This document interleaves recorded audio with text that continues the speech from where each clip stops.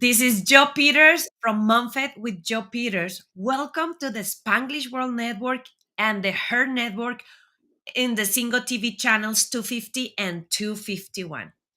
Please remember to download the Single TV app in the respective app stores in iOS and Android devices. While you are downloading, make sure to rate and leave a comment. The app is free. Single TV is also available in Google Chromecast, Amazon Fire, Fire TV, Roku, and Roku Stick in all the smart TVs since 2016. And if you are not following me yet, make sure that you go to Facebook and Instagram and follow me on Joe Unicorn Coach. I handle all my social media by myself. So if you have a question, a challenge, a problem around your motherhood, make sure to send me a DM. And if I don't know the answer, I will have an expert like Cynthia that comes and help us because our mission is helping you to win the marathon of motherhood without burnout. So, with that being said, I am super excited to have Cynthia here with us. Cynthia is a licensed marriage and family therapist with training in maternal mental health, EMDR, and human design, who provides support services for mothers and their families. Her mission is to support mothers as they assess and develop a dynamic that supports the entire family. The company was founded in 2020 in our little pandemic era after observing an increase of number of mothers experiencing distress as they navigate motherhood and their family dynamics. Among these families, some mothers and sometimes fathers were Yes. experiencing severe distress, such as symptoms of postpartum depression. I did. Suicidal ideation. I did. In response, Cynthia has since developed a coaching model and related workshops through combining her various skills and trainings. Cynthia believes that mothers are the portal into the family. I agree, they are the glue, the nucleus of the family, and they are the best way to ensure that the entire system thrives. Families Through supporting moms and families, Cynthia's model is four pillars of thriving families into coaching model: well-being of the mother, partnership, home, logistics, and parenting. She is confident that she can shift the experience of the entire family and system, being a mother herself and experiencing the hardships firsthand. And through her clients, Cynthia is Mhm. passionate about redefining outdated family dynamics and paving the path towards obtaining great harmony that will benefit the whole. Cynthia, welcome, welcome, welcome. It's a pleasure having you here. Let's gonna start with your favorite um, phrase. I'm gonna take this because I know it's going to be a great show when I'm already starting to be hot in my um. Then her phrase, one she sent me three phrases, overachiever. But the one that Always. we're going to talk about is we must learn to shower in our emotions and not bathe on them. Let's gonna start with why do you pick that phrase as your favorite phrase and what that means to you? So thank you so much for having me here. I'm super excited to be here and talk about all things motherhood. Um, so that phrase, I find myself using it a lot with my clients, not only my mom clients, but all of my clients, because what I've noticed, and I'll explain what it means, but what I've noticed is that a lot of times when people are struggling or when they come to therapy, it's because they get caught up in a specific emotion, right? Whether it's sadness, anger, helplessness, any negative emotion that they may be feeling is usually what will be the driving force to bring them to therapy. And a lot of times the work focuses around getting them to shift from that emotion, right? Like, because that emotion creates almost like a filter in which they experience their whole world, their whole life, right? And when people become afraid of that emotionality, right, which sometimes people do, or it gets conditioned away from them, right? We tend to do that a lot to our boys. Don't cry, don't this, don't that, right? We tend to teach people how to suppress their emotions. And we know by now that suppressing emotions is it's like shaking a Coca-Cola bottle, right? It The pressure is going to build up and it's going to go somewhere. So either we have a world full of angry people, which often we experience, or we manifest it in our bodies, right? Like we may become sick, or we may become burnout or tired, or all the things, right? Because those emotions need to go somewhere. So what I teach my clients is to shower in their emotions, which means you want to give yourself an opportunity to stand still for a second and feel the emotions that you're feeling, right? If you need to cry, if you feel angry, like acknowledge the emotions and allow yourself to experience them, right? And sometimes just experience them alone is enough to allow them to dissipate, like to disappear, because all of our emotions are transient, right? They're not supposed to stay there forever. They're kind of supposed to run through us. And that's what I envision as being a shower. And then the opposite of that would be bathing in it, right? When we just sit in our emotions and kind of like stew in it and allow them to cover us all up and consume us. So we want to bathe in our emotions, let them run through us, and then move forward, right? Like sometimes there'll be days where my mom passed away in 2018, right? And grief is one of those experiences that never really goes away. You experience it in waves, right? So what I share with my clients as a tangible example is, there are days that I feel sad about the fact that my mom died, and I will allow myself to cry or to experience the feelings about that. And then once I release that, I keep moving forward, right? I can't sit in that grief and be sad that my mom passed away forever. And this is one example, but you can apply that to anything that happens in your life that triggers strong emotions. I think that that is so good, and is because I think that part of that toxic positivity is like, oh, you don't have to feel it. And especially when we are talking about postpartum Yeah. depression and overwhelmness on being a mom, sometimes we fight that those feelings, those, I hate the label of bad feelings, and I'm trying really hard with my son Yeah. to don't have a label and a weight into the Right. feeling, because I think that is good what you were saying. Shower in them, say, "Oh, okay, I'm feeling them." Yeah. And what that makes me remember is that movie from Disney of Inside Out, where Mm-hmm. every emotion had a purpose, and Yes. then how we know that the only reason why we stay with emotions is when we fight them. But if we just shower them and let them pass through us, it only takes 120 seconds and the emotion is gone. So Right. I love that. Now tell me a little bit about how was that, because you have such a amazing background in holistics.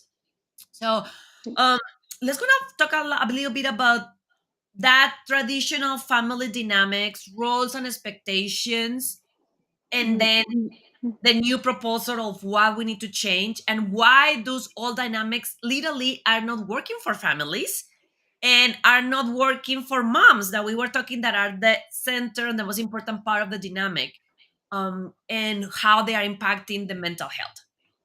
Yes.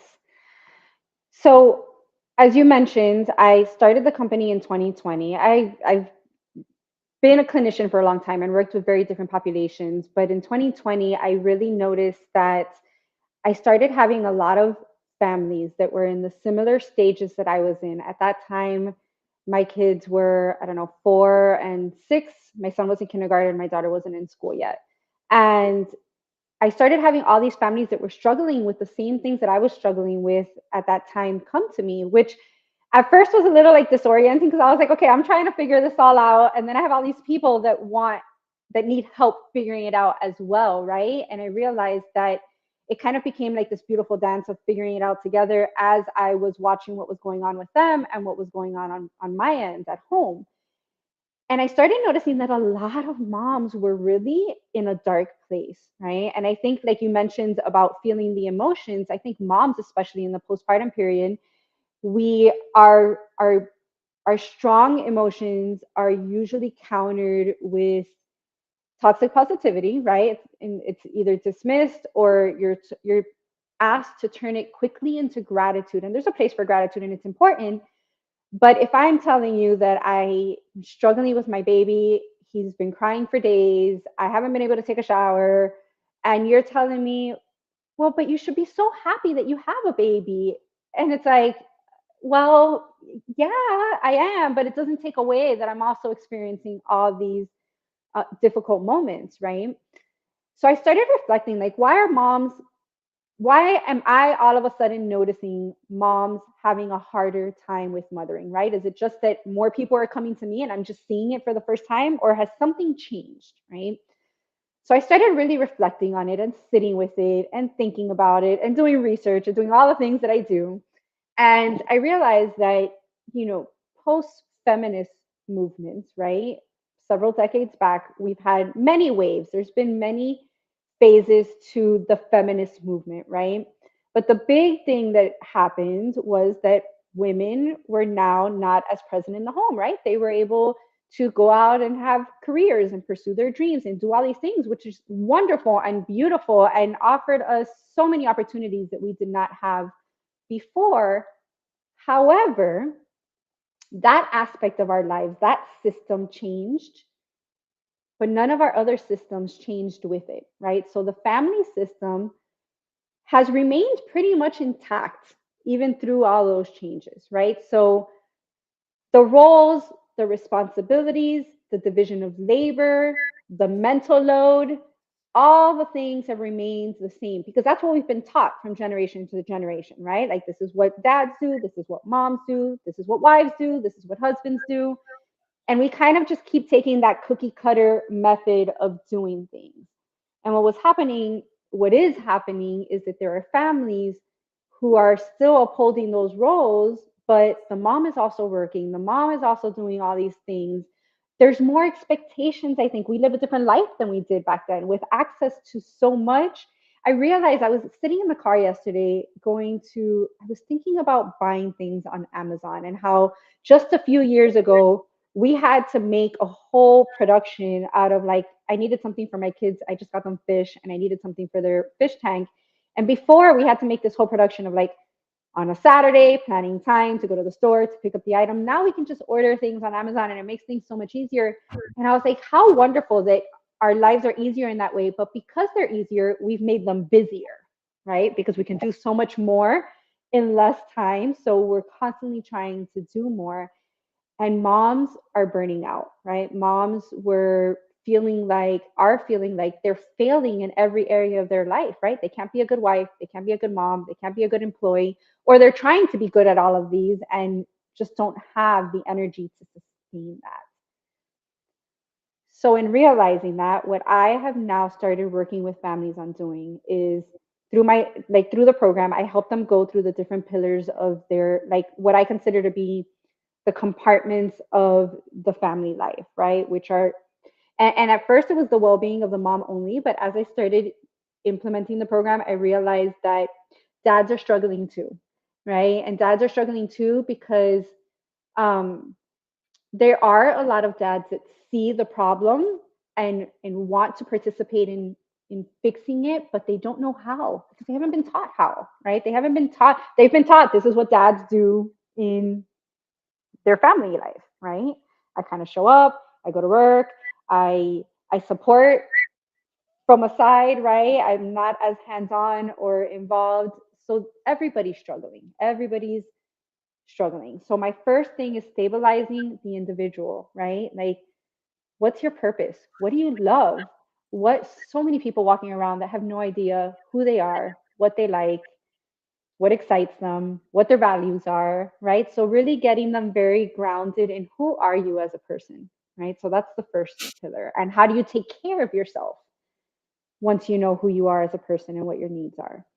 The second part is the partnership. Like, in order for a family to function well, the foundation of and not to say that single family homes are wouldn't, that this doesn't matter as well, because even if your partnership is not a romantic partner, you're partnering with somebody to raise your kids, right? Somebody is helping you in, hopefully. And if not, then let's hope you Not a find that problem. village, right? Then let's hope you find that village, because we should not be doing this by ourselves. We should not be raising our children and parenting our children in a bubble by ourselves. It's not healthy for us, and it's not healthy for our children either. I think that they need to be exposed to other people that love them and care for them as well, right? So if you are not in a partnership, then start looking for that village, or they're probably already around you. Just identify them. So, really grounding those relationships. Are we on the same page? Do we have the same values? What do we desire for our family? What do we desire for us? How do we model what we desire for our kids, right? Like if we want our kids to find a good partner when they're older, how do we model what healthy partnership looks like for our children? The next part is home logistics. And home logistics is how, like, literally how we run our house, right? It's like the idea, like, I think of it of like running a business, right? So, how do we run our home in a way where we know what needs to be done, we know what we want to be done based on our mission, our values, our goals for our family, right? And we can use that as a filter to make decisions instead of doing all the things. I realize that a lot of families are doing, I actually just had a session with a client recently where she was talking about, like, sometimes I feel like I'm not a good mom because I don't have my kids in all these activities and we're not doing all these things. And I'm like, but do your kids want that? Like, do you, like, when we know our children, then we know how to make this. And when we know ourselves and our values, we know how to make decisions that are aligned with that instead of making decisions based on what everybody else is doing or what everybody else is telling us to do, right? That cookie cutter method may not fit into what our family needs or what you need as a parent. And I think that is very important to realize that, like you were stating before, it's a healing journey, because that is how we were taught, that is how we were Right. growing up, especially us as mothers. And we were taught to take care of everybody else first. Yes. I think especially, yeah, it's not uncommon to see the mom eating always cold because she's taking care of everybody else. Everybody else is eating in the table and she's still cooking. So I think that is important to know that. I love how your basis is the well-being of the mom, because I think that that is part of a lot of that healing that needs to happen with the mom, with simple things like saying no and taking a Yes. space, and don't feel guilty about it. Because then how many moms are like, oh, I'm gonna take care of me, but then they choose their self-care choice, but then they are floated with guilt, or they are throwing that time on their face by their partners or their families. Hmm. So it's as simple as, sometimes it's just learning to say no. I actually spent a full year, I call it my year of no. And that was for a full year. I say no to the most small things, just to work that muscle and Yeah. make me feel comfortable to say no to other things and say, hey, no, thank you. One of the things that I love, one of the things that I love to work with my clients is, boundaries are the place where I can love you and I still love myself. And I Okay. think that that is huge, on remembering that I don't have to stop loving myself to show you that I love you as my son, as my partner, as my mother. I can love you and still love myself. And part of loving myself is what you were saying on the well being. Let's Mhm. now talk a little bit about the dynamics of the household and how they are affecting the well-being of the mom, especially with the partnership, into the patriarchal normal roles of dad works and provides for the house, so dad comes at 5 p.m. and just go and watch games and sports, and mom is doing anything, everything and anything. Into how, with your approach, we can start finding a more balanced way into, I will not say 50-50, but each parent to show up 100% in the life or of their kids and their families. Yes. So that becomes part of the home logistics, right? So the first step is figuring out what are the things that your family wants to, that are important to your family, right? I think that's a good place to start, in deciding how to create this division of labor. Right now, the way that it looks in most households, as a general rule, right, is that yes, dads are going to work, they're providing because that's what dads do. They come home and then they are off the hook, or even if they are participating in the household stuff, mom many times will still carry a lot of the burden because they're still orchestrating the whole thing, right? Which is what they refer to as the mental load, right? Thinking about all the things that need to be done. And I think to a certain extent, as moms, we are still going to do that. I think a part of us wants to do that, right? Because I think as moms, to be honest, a part of us wants to have a little bit of like that management of the household. I can't speak for all moms, but I know that for me, there are things that I want to be able to delegate and like give to other people to do, but I still want to be in the in for some things. So the first thing I had to do, I know that that dynamic was not going to work for me, right? Like I have my business, I am very intentional about the way that I parent. I have my partner, and I knew that we would not sustain our household if I continued to try to do it all in that model that we've been taught.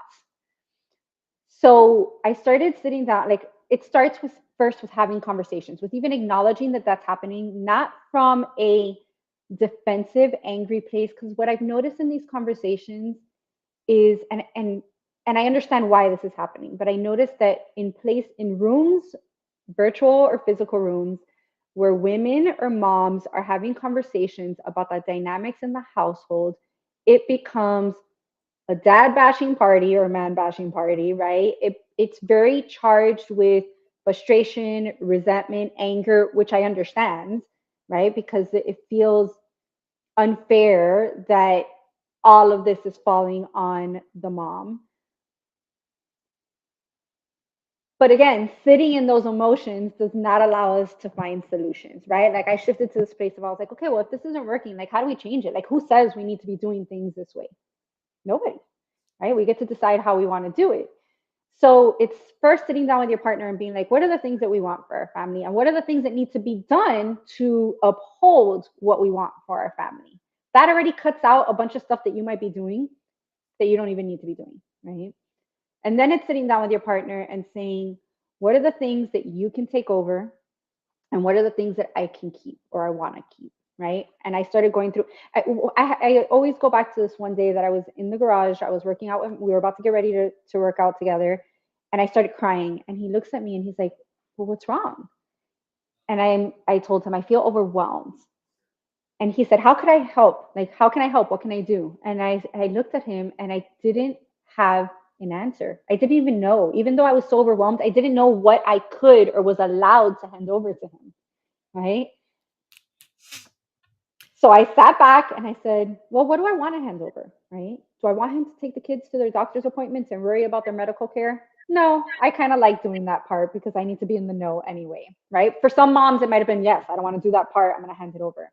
So I started going through all the different areas of the things that I manage in the household and started saying, like, I don't want to worry about this anymore. And I don't want to worry about this anymore. And telling him to take it over completely. So, for example, football. My son plays football. My husband takes them to the practices and we go to the games as a family every Saturday. But I was managing the group chat, registration, getting his uniform. Do we need to take snacks this week? Is practice canceled? Is this, that, whatever? So I was still doing all the behind the scenes work. So I told him, hey, I want you to take over football. Like, I want you to handle football from beginning to end. You worry about the registration dates and you pay for it. You order his uniform. You communicate with the coach. You take him to practice. We all show up to the games because I think it's important for us all to show up to support him. That's one of our values. Um, and and he said, sure, I can do that. Right. And he took all of the responsibility. And then the next day I'm like in the chat chatting and he pulls me aside and he's like, hey, didn't you tell me that you wanted me to take it over completely? Because we also get in our way sometimes too, right? Because we're so used to doing it all. So there's this learning curve of recognizing what you want and can hand over and then allowing the other person to help you and doing it and having faith that the other person can do it just as well as you can, and if not, that they will learn to get there, right? I think we have to And do I a lot think that more. I believe that that is one of the main reasons why dads that want to, because I think that we have two groups of dads. The dads that don't even think about it because their family was very patriarchal, but there are Yeah, also dads that want to help, that want to be involved. And what you say there was like golden for all the moms. Please write what Cynthia just told us in capital letters. You need to let go. You need to focus on the outcome, not in how you do it. Because then yeah, what happened a lot of times, you're like, oh yeah, my husband is going to do the dishes. And then your husband do the dishes and you start behind him. Hey, but you don't clean the dishes like mm, that. Hey, but use this dish. Hey, but you need to run. And then your husband is like, then do it. So yeah, I think that is part of us to heal that good girl perfectionist syndrome that we have inside of us, to say, start thinking in the outcome, not in the how. So the outcome is that the dishes are clean. How my husband do it, I sip it up and I don't even look about. Is his responsibility. And stop using and treating our husbands and our partners like kids.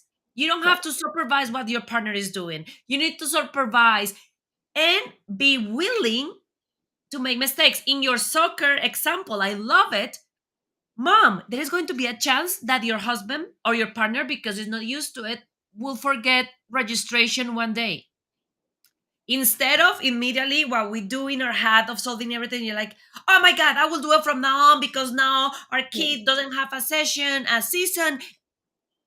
Let them sit. Okay, honey, go and explain to Peter that this season he's not going to be on soccer, or go and talk with the president and the pope to let you pay after with fees, but then let them make mistakes yeah. without taking over. Because I think that that is the other thing is, we have two cases: the moms that are all the time in front behind them, correcting them, telling them you did it wrong, you need to do it this way. So then the partners are like, I'm not It kills fine. their confidence, right? Like, who wants to Yeah. do something and they feel like they're And doing it they're wrong like, all the time? I have enough in my house for then hearing you talking blah blah blah blah blah, so I'm not do it. Or, so those are one. Or on the other ones that let go, but then when the mistakes happen, they're like, see, you cannot do it, I will bring it back. Let the pain happening. Laundry, if your partner make laundry and is pink, breathe, And and then show. Maybe he go needs to and be talk, shown how to do it. go and shop for more clothes. Yeah. And so I think that that is very important. And then the other thing that I want to talk with you about, because I love how you say how the circles are all about that self pity and complaining. I One of the things I love Sarah Blakely, the owner of Spanx, but then she was in the mirror in the eye of the hurricane a few weeks ago, because she posted on Instagram a picture of her two sons, red like a shrimp, like completely sunburned. And then her post was like, oh, I bought the tickets, I scheduled the hotel, I scheduled the transportation, I bought everything that we need for the travel, I did this, this, this. Her husband, Jesse's job was applying sunblock to the kids. Mhm. That was was like, that was his only job. And then you can see the results. The kids were completely sunburned, but she did it laughing about it as humor.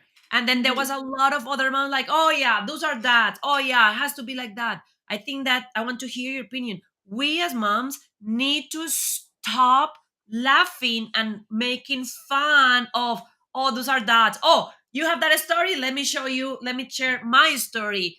Yeah. It's not funny. We should not be making jokes and fun about how dads are not stepping into the family dynamics as we need them to.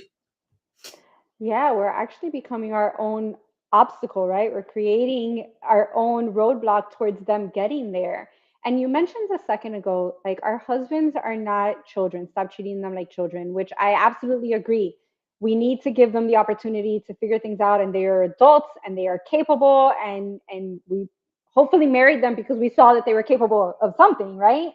But the other side of that coin, which I think is where we also have to give some grace, is that if my husband does the laundry and the laundry turns pink, that's probably because he's never been taught how to do the laundry, right?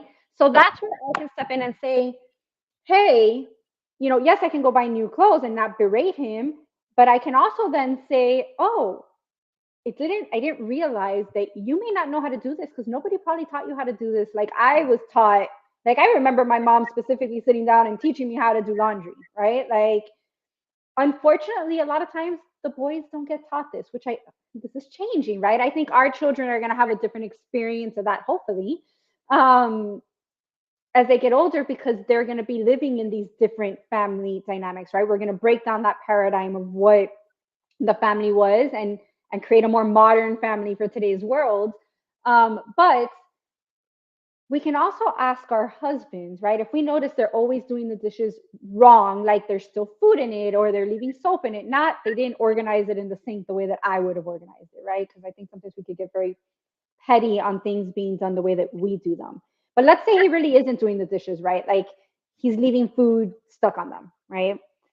That's where I would step in, and instead of criticizing, I would teach, right? I'd be like, babe, thank you so much for doing the dishes. I really appreciate it. It feels so good to not have to worry about the dishes after I cook dinner. But I notice that you've been struggling with washing the pans. This is what I do when I wash the pans, right? You can put a little bit of soap in it, you can soak them for a while, and then when you come, it's so much easier to get the food off. It may seem very common sense to us, but it wasn't common sense to us. We were taught it. Most of us, I mean, yes, we can figure this stuff out, but most of us, somebody showed us, like, this is what you do in this situation, right? So giving our husband that same grace, and not only for our husbands, for our kids too, right? A lot of times we don't have confidence that our kids can do things, and we don't let them do it even if they do it wrong so that they can learn. I also, a lot of these moms that are probably berating their husbands are probably very intentional, conscientious moms. A lot of them, I would imagine.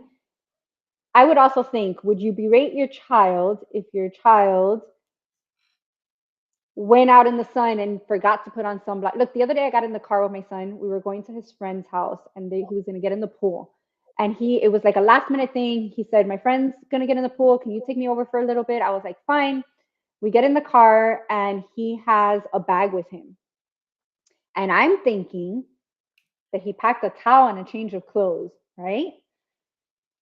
I gave him his EpiPen because he has an allergy and he forgets, even though I feel like he should remember. But I always give him the EpiPen. And when we're getting there, I said, "Hey, baby," I said, "Did you pack a towel and a change of clothes?" And he looks at me. We're in the car driving already, and he looks at me and he goes, "No." And I kind of paused and I said, "Well, what's in your bag?" And he said, "A football and a soccer ball."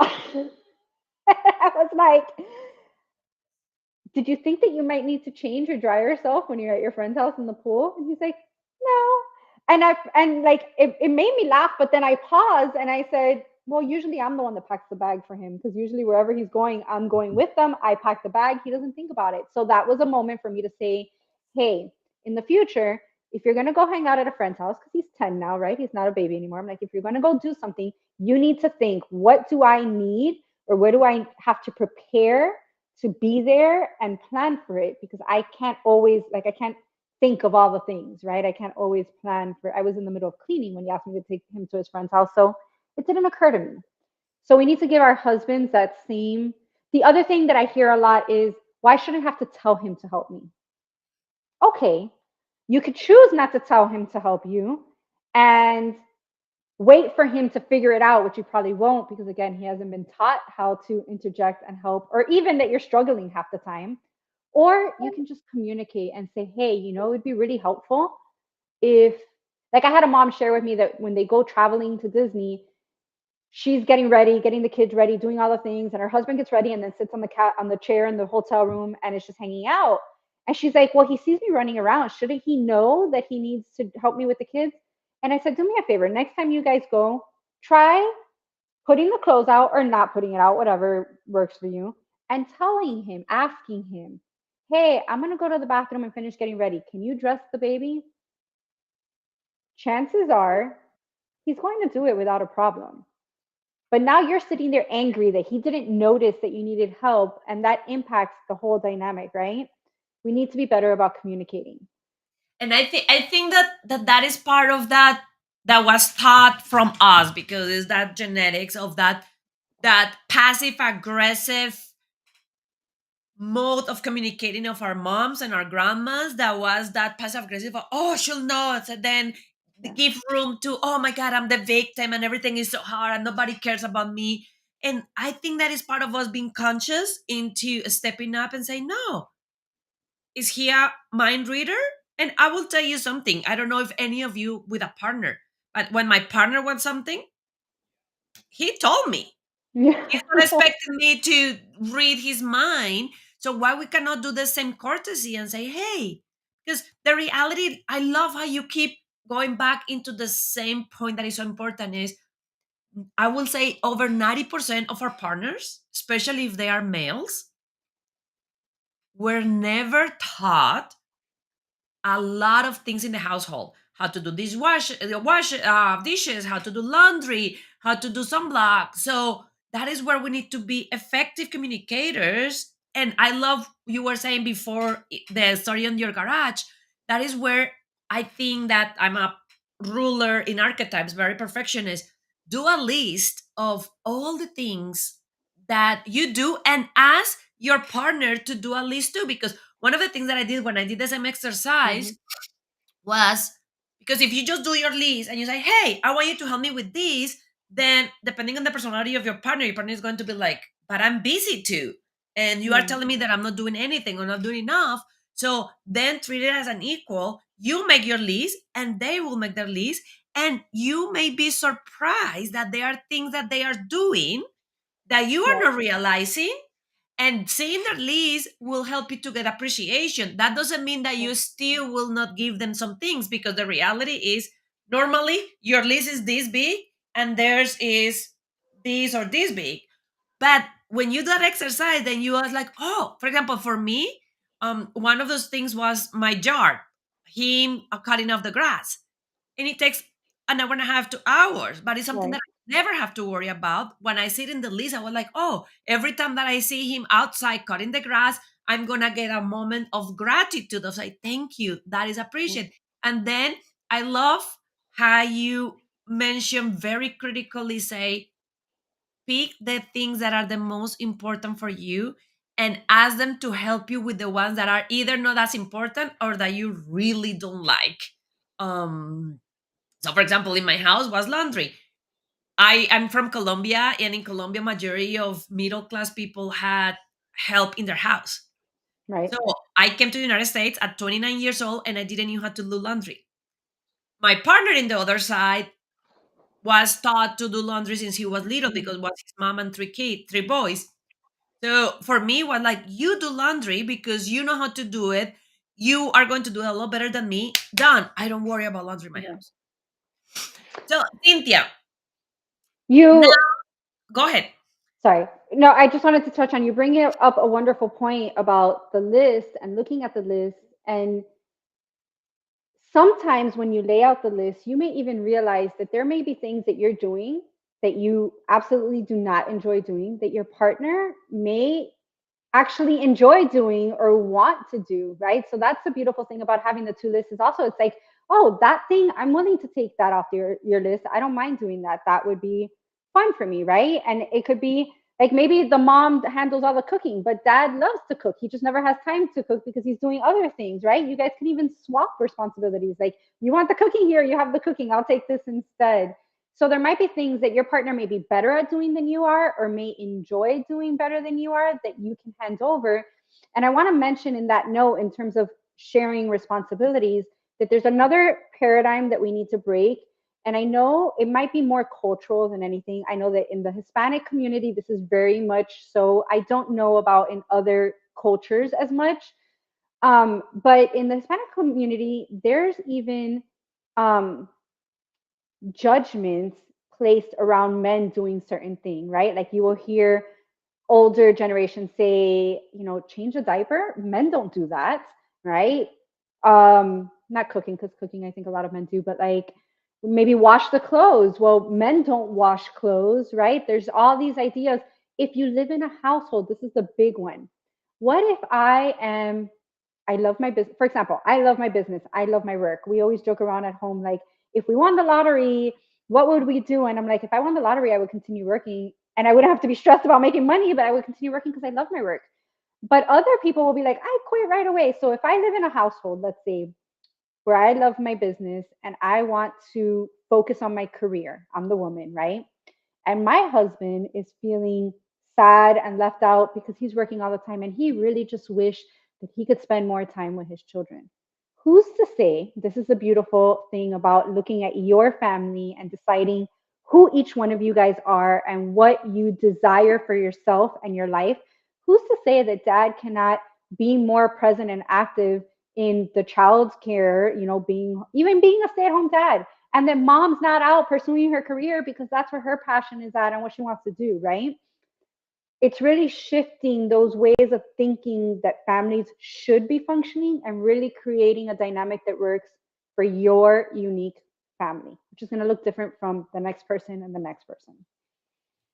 And I think that that is a beautiful message into giving ourselves the space and the permission to discover that if we are single moms or if we have a partner in our family, and giving the grace to say, I love how you say drop the shoes. It's not how it should, it's how it's working for us. Yes. It's how we are going. And it's funny that you say that because, for example, in my household, it's very similar. I love working, I love my business.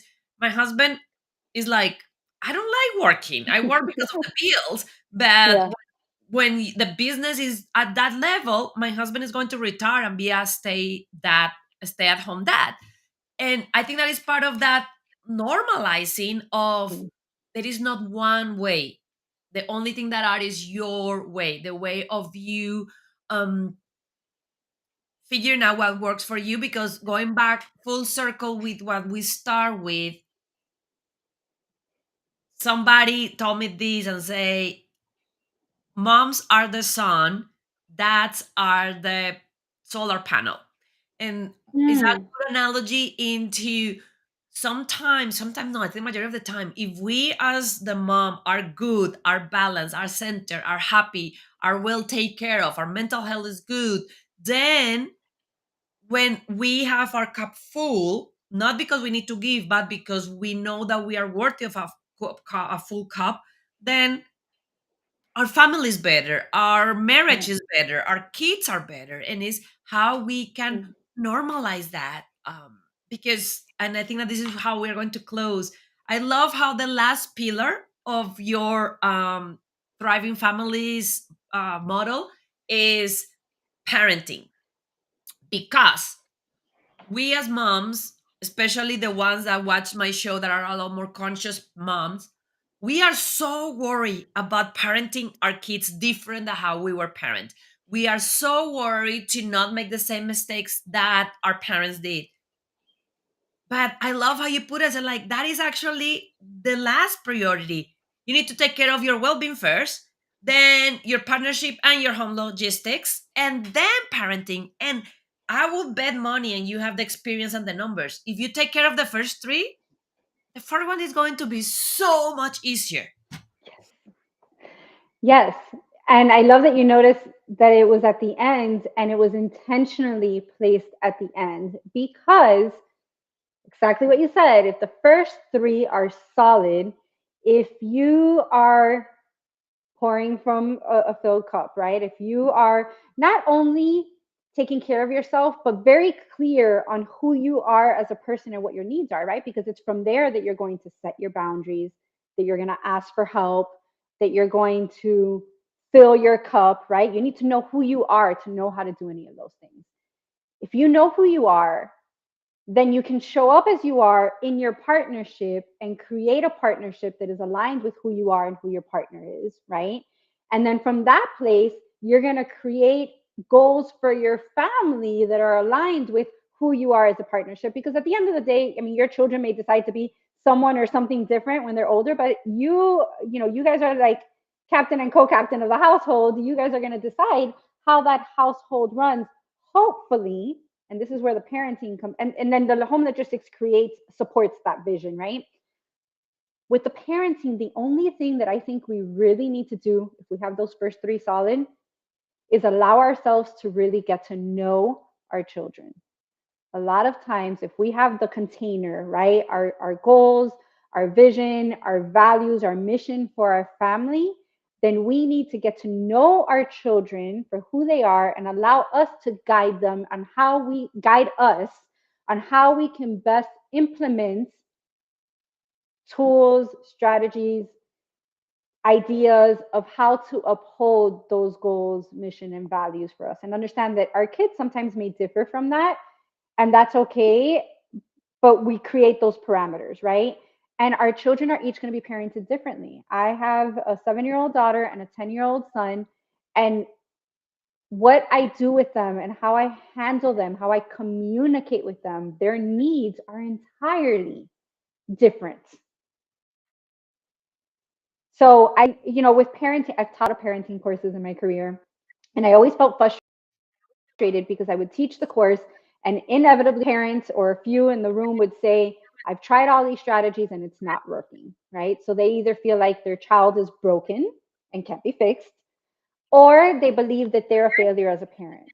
And what I've realized, as with most things, is that you have to have knowledge of many, and then you need to pull from them and apply them to your child. But the most important thing is not knowing all the methods, it's knowing your child. If you know your child, you'll know what methods to apply instead of blindly applying them and then feeling frustrated, both feeling frustrated, because you're both going to walk away feeling like failures. Your kids because they can't meet your expectations, and you because you can't transform your child. So I love that, Mike. Actually, my parenting coach actually said this to my husband, because my husband is a lot more like in the engineering, like give me a formula and I will follow it. And engineering and manufacturing, after you had it nailed down, you work and keep yeah, working, and it's something that is called repetibility and reproducibility.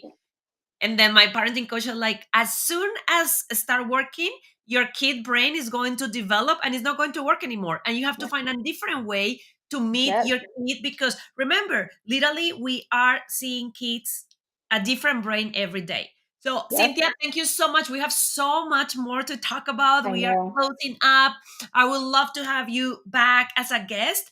Now, as we closing, I would love for you to share with the moms around the world how they can learn more from you, where they can find you, where, if they fall in love with you like I did, how they can connect with you.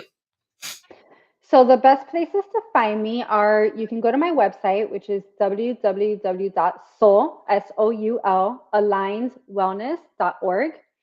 And also my Instagram is a great place to connect. We can connect in the DMs. I post information on there, which is Cynthia at Soul Aligned Wellness.